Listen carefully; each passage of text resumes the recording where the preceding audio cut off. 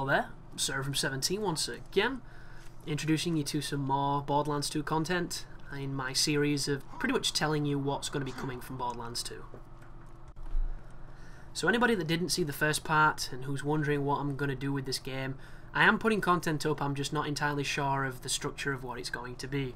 And a lot of people might think I've missed my opportunity because, you know, Borderlands 2 was a new game a week ago, and getting your stuff up on YouTube first is probably the most important parameter of being a successful YouTuber.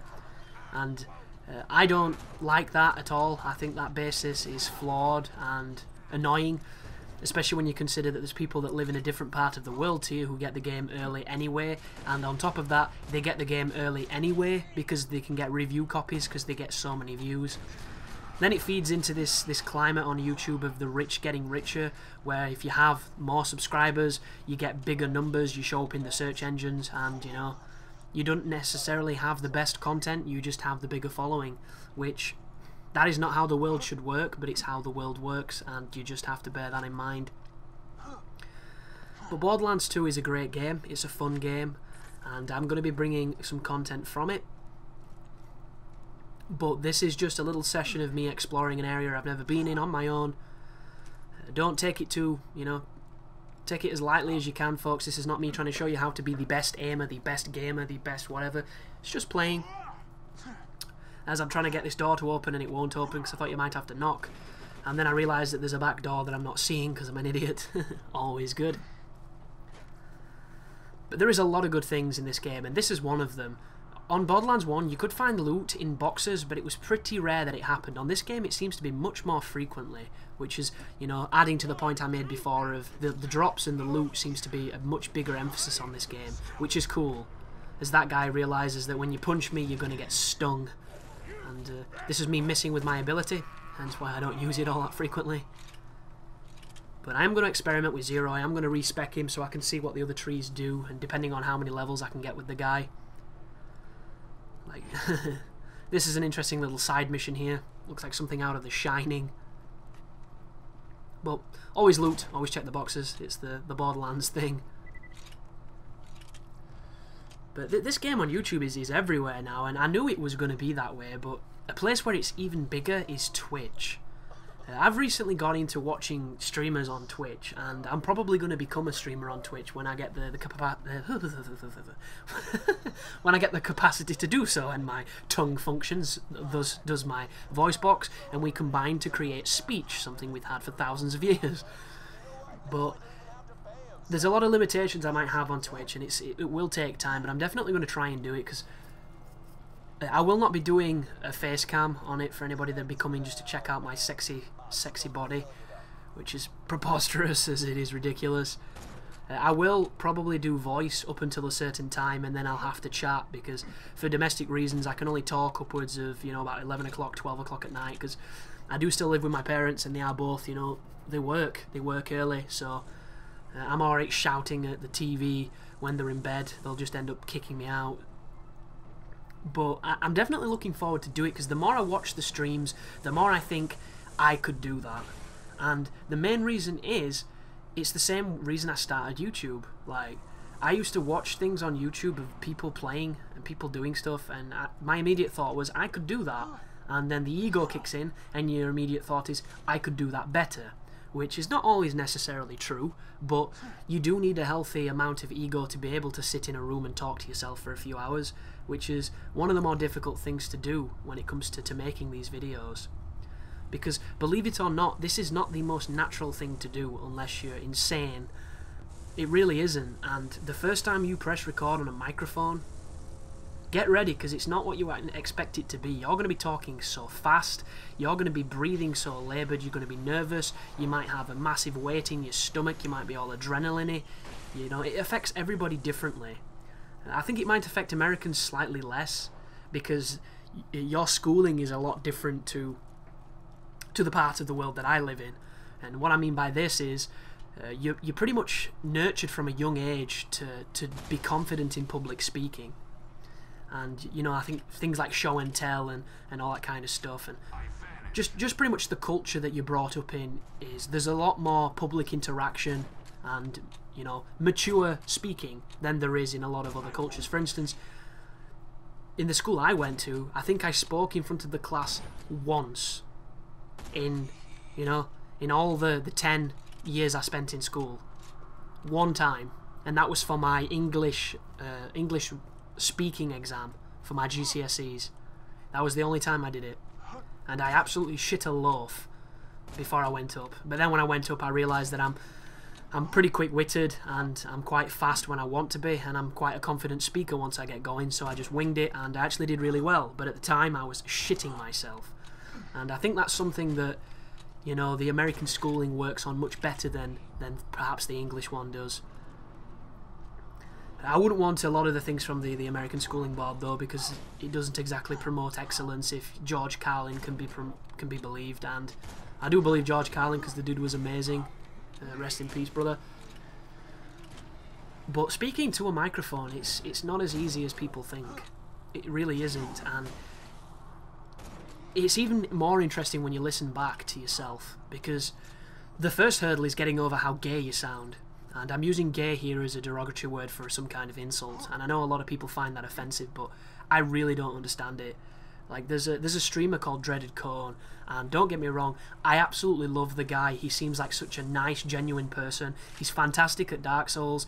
He plays it a lot, he streams it a lot, and I always watch. But there is a rule set on his Twitch page, which is perfectly fine because it's his page, it's his rules, I understand it, but principally I disagree with it with every fibre in my body, because he's extremely sensitive towards sexist remarks and towards, you know, hate speech is what he calls it. He sees no humour in it. He seems, you know, no opportunity for it ever to be funny, and you literally cannot say it because you'll just get warned, and if you continue to do so you get banned, which that is perfectly fine, guys. I'm not against that.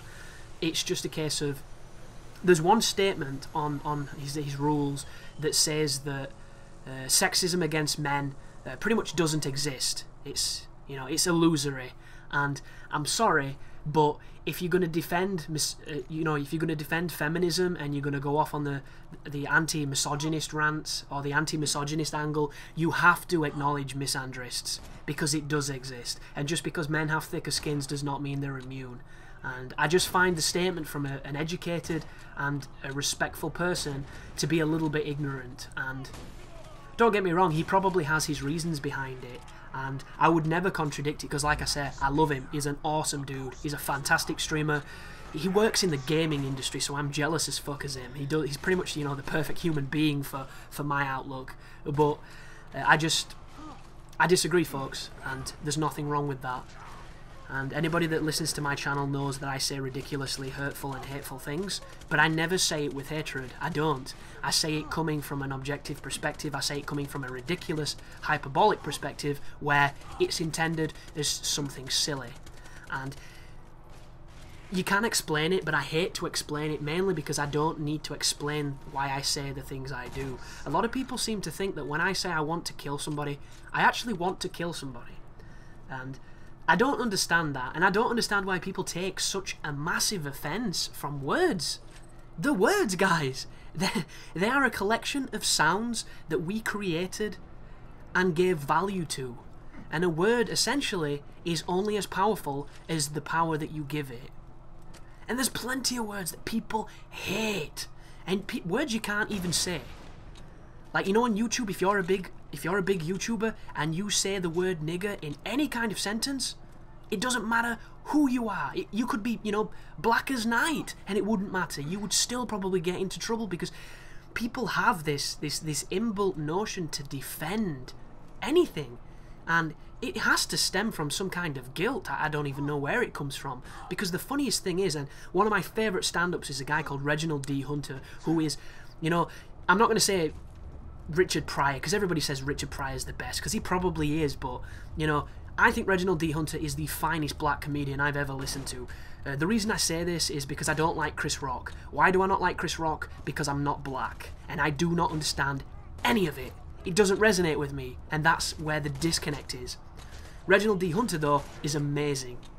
Not to say that Chris Rock's not amazing, he's fantastically skilled, I just don't find him funny. But good old D Hunter, he has this joke where he's noticed in England, because he's moved over to England, and his sense of humour is really like ours, which is fucking fantastic, because, you know, I like my sense of humour, and I like the people that understand my sense of humour. That's why I get on with them. And if you don't, you probably just see me as some kind of xenophobic, hate-filled, you know, illiterate or something. I'm not too sure what you might see me as. But his joke is that he meets a lot of white people that feel bad for black people, and for some reason take steps out of their own days, out of their own time, to try and defend black people. Which is hilarious, and a lot of people do this. They really do. They feel insensitivity towards other people, other races. It's amazing. It's just like, where's this fucking altruism towards homeless people? Why are you not giving them food instead of telling somebody they can't say something to somebody who didn't even take offence? It's amazing, and it all stems from, you know, this amazing culture that we have, and these amazing ideologies that we put forward. And it's the same thing with belief, it's the same thing with religion, it's the same thing with knowledge. Like, one thing I always try and bear in mind with every single thing I do in life: everything you learn from the moment you are born is exactly that. It is conditional.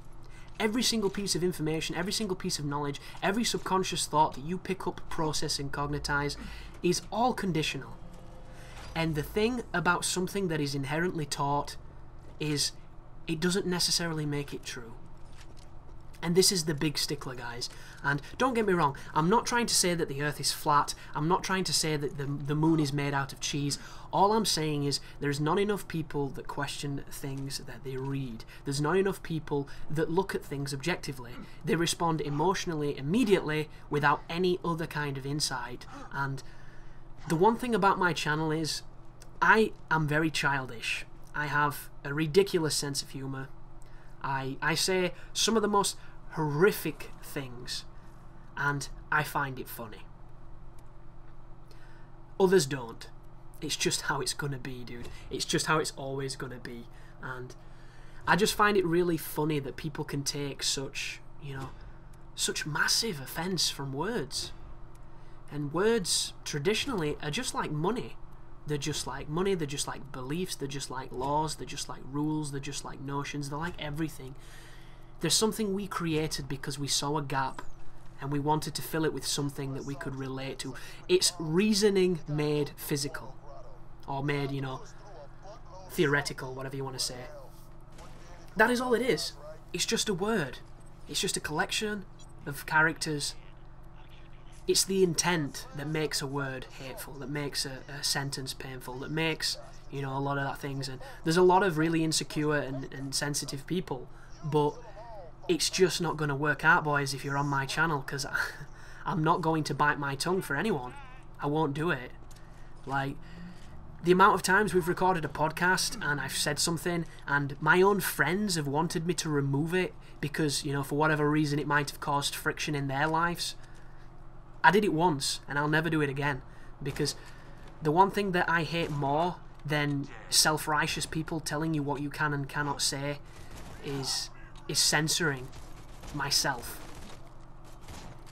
And this tangent's been so long and so fucking ridiculous that I can't even remember what the original statement was about. But to put some kind of exclamation point on this topic, if you're taking offence on my videos, you're doing it wrong. That is all. That is as simply as I can put it. And I can't help that, folks. You'll just have to watch other channels that you enjoy. But back to the original topic, because it's just popped into my head. I was on about Twitch TV, and I was on about speaking into a microphone. Because it is difficult, and getting over how you sound, getting over how you speak, there's a progression, there's an evolution, and it's something that you have to practice and get better at. Some people will obviously be more gifted than others, but it's just one of those things. Some people will probably never be able to do it, but one thing you have to always do to anybody that tries is respect it, because this is extremely difficult in my opinion. And if you're going to upload things to YouTube, you're putting yourself out into a public forum, and the amount of people that will try to break your confidence because they're so filled with negativity, they're so filled with cynicism, because they're poisonous human beings that have never followed a dream, that have never had an ambition, that have probably, you know, had really, really bad influences around them. Watch this. This is amazing. This grenade gives me a nice little leapfrog. Woo! And land on the roof. And that is why I respect a lot of these people on Twitch. And I can't wait to do it, personally, because I do think that interacting with my subscribers in that kind of forum would be really fun. And the best part about it is you would be able to see that this isn't a show. This is not an act. And one thing I've seen on a lot of streams on Twitch is people mentioning these big streamers, and it's always the same conversation. It's always, I remember watching X before he was X, and now he's just fake. That's literally every conversation about every big Twitch streamer I hear. They always mention how when he first started he was really good, then when he got popular or he got money, it became an act, it became a show. And the one cool thing about me streaming would be you would be able to see me interacting, and you would be able to see that it's not a show. And I mean, some people would probably still think it was, because when you turn a microphone, people do tend to act up more than they normally would. But I'm just a loud and silly guy anyway, so I think it'd just, you know, it'd just reinforce what you already believe, and you'd be able to see how I respond to comments. You'd be able to see, you know, what I am like when I'm playing games and when I'm interacting with folks, because it's very easy to be a fake person. It's very easy to follow trends. It's very easy to be what your subscribers want you to be. Like, the amount of messages that I get for me to do things, to change things, to do this, to do that, is, I get quite a lot, and I'm not that big, so just imagine how many, you know, these bigger YouTubers do. And honestly, I'm not surprised why they change. I'm not surprised why they conform to a certain principle. Like I've mentioned on a video that, you know, everybody's putting the face on the image for the videos nowadays because it's getting them more views. It seems to be the new norm. And every motherfucker's doing it, man. It's everywhere. You'll never see me doing that shit. Never. The main reason is because I don't like photographs. I never have. I'm one of those people that looks at myself in the mirror and thinks, I'm not too bad. Then somebody takes a photograph and it looks as if I've just contracted leprosy of the face. And I don't enjoy the results. But this channel was built foundation-wise on gameplay and on a voice, on a personality, on a microphone. And I want to try and stick to that as much as I can. Mainly because it's just the ideal that I wanted to push forward. Because as soon as you see me, or as soon as, you know, the illusion is shattered, it becomes different. And like, a lot of people do things like they do life blogs, or they'll do, you know, videos outside the house and stuff, and I'm not against doing those. If I find a good idea, or I find a good situation where that'll work, or if I get a camera, for instance, where I can actually do this, I'll probably start doing videos like that, because I enjoy that stuff. But I'm never going to probably be the guy in front of the camera, because essentially I'm a director. I'm a director, I'm an editor, I'm a writer. I am not the guy in front of the camera. That is not to say that I can't be, because I have acted in a few things, and you know, I'm more than capable of doing it. I don't want that to be what it's about, if you get me. And I know to some people this probably sounds insane, and it probably sounds like a business-wise a bad decision, because when you put your face on things, when you show yourself, you do personalise with your audience, you do retain more people, people will get a bigger bond with you, all that good stuff. And I understand this perfectly. This is just a decision, a personal choice of mine. But YouTube is a fascinating, like, environment. It really is. You've really never seen anything like, well, I haven't seen anything like it, because it's like being in a workplace. It really is. You see all facets of life coming together, all with a similar purpose, all, you know, displaying it in a different way. Like, I was checking out somebody who commented on my videos because he mentioned that he had content of his own, and whenever anyone ever mentions that they have a YouTube channel when they comment on my page, I generally check it out. This is not giving people permission to do the whole, I know no one will read this, but I'm going to blatantly self-advertise on a video because I don't want to put the time in and actually build a following. I don't want those messages, folks, because I'm too small for them to benefit you, and if you put them on, I'm going to send you a really angry message.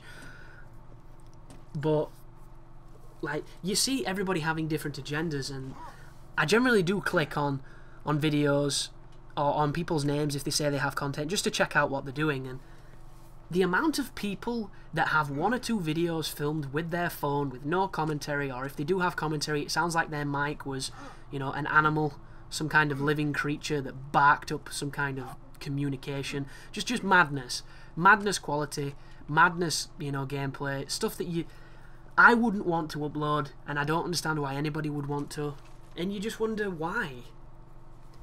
Why would you want to be getting a huge following when the work that you've put in is garbage? I would be embarrassed. I really would. I wouldn't want anybody to fucking see it. I would be glad it wasn't getting views, because it's not good. It's not good at all. And YouTube is one of those places where you might only get one chance. You might only get one opportunity. And if you don't seize it, or if you don't have the content up there to make it work, you could lose it forever. You know, you could do a Val Kilmer and get really fat, and still do awesome movies when you do act, but generally just go to the B-movie stuff and put in decent performances, just never really get cherished for the star that you are. Post, you know, early 90s. And that would suck if you were really passionate about it, but it makes me think, maybe... Because I have this notion, yeah, and I say notion a lot because it's a nice word. It's like lotion, but it has nothing to do with the Silence of the Lambs. Everybody thinks that they're kings. Everybody thinks that they're destined to be gods, that they're destined for higher purposes. We all believe in this higher plane that we will somehow aspire to be. We all think we're singers on the X Factor, and we go on, and the judges tell us that they've heard better music come out of a dying cat. And that's what we are. We are a species under the delusion that we're amazing, when a lot of us aren't. You know what I mean? A lot of us, you know, not everybody can be scientists, not everybody can be doctors. Some people just have to lick stamps, or drive buses. And there is nothing wrong with those 2 jobs, even though I don't think there is a professional lick stamper guy. But I do know there's a job where you lick envelopes, because my mum tried to get me it when I was like 16. Ended up with a tongue like a camel. Ridiculous. But we all believe that we're great at everything, or we're conditioned to believe that we're going to win, or we're going to be millionaires, or we're going to have a fantastic life, or nothing bad's ever going to happen, even though all the news shows is people fucking dying, which is a nice contradiction in terms. But some of these channels are destined to be bad, because if it wasn't for the bad channels, we wouldn't know what a good channel looked like. So you do definitely need it. But another problem with YouTube, which I mentioned earlier in this video series, is you can have the best commentaries, the best gameplays, best everything. You know what I mean?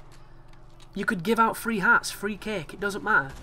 If you don't have subscribers, or if you're not first, then you're last, and you're obscure, and nobody knows who you are. And I saw a subscriber of mine called Bic Benedict, and check him out because he's got a lot of great videos. It's just they don't get any views, which is like I was when I first started, and it's terrible. It's fucking mind-raping. But the thing I don't get is the guy has a video with over 1 million views. 1 million views. This guy has a video that has more views than my entire repertoire, my entire portfolio of work on YouTube. He has more views in one video. Yet, he has less than 1,000 subscribers combined on 2 accounts. How does that work? Where is the justice in that?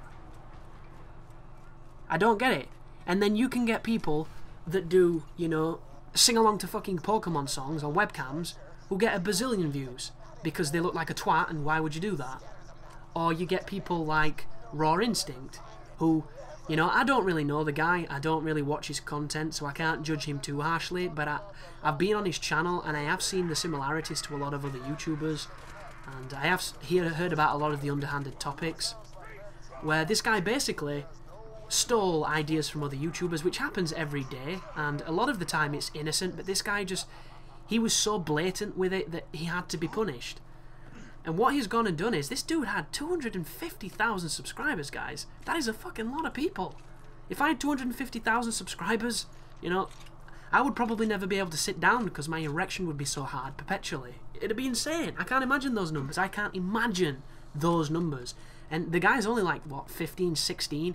So essentially, he's a kid and he has all this exposure. He has this massive platform to potentially do anything he wants. And what did he do? He built an empire off of someone else's back. You know, he was the cross to Jesus Christ. And it's terrible. It's really terrible. But what's worse, to me personally, is that this guy gets all these fucking views, and then there's somebody like Big Benedict who has a fantastic, you know, portfolio of work and doesn't get any views. And to me, that is tragic.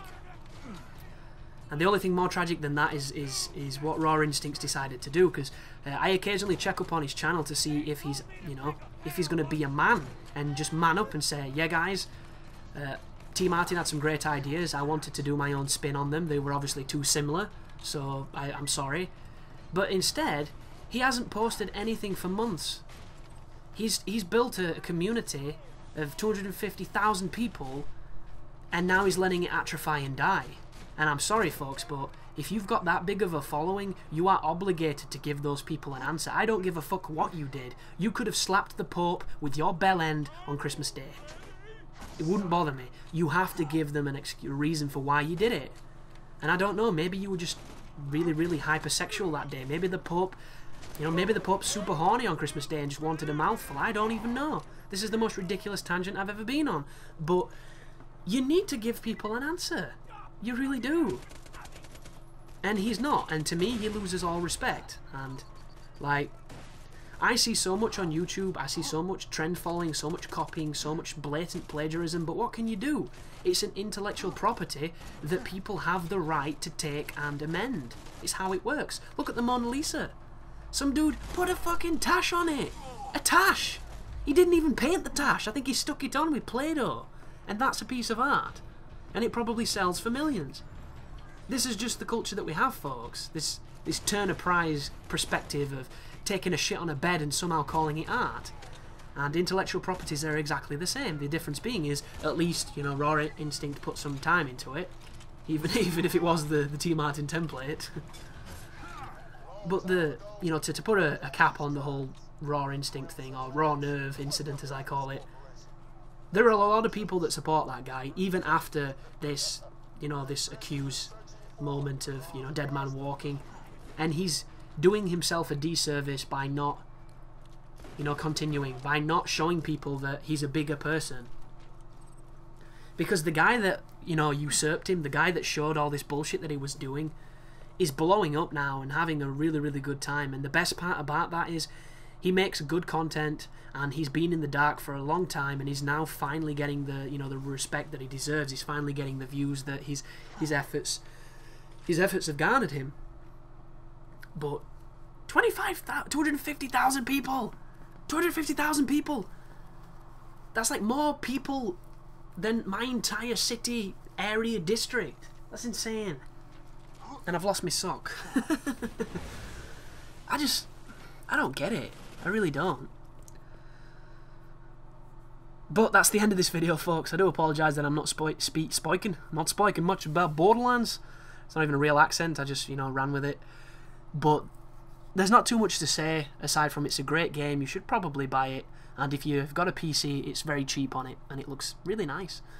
But thanks for watching, and you take care now.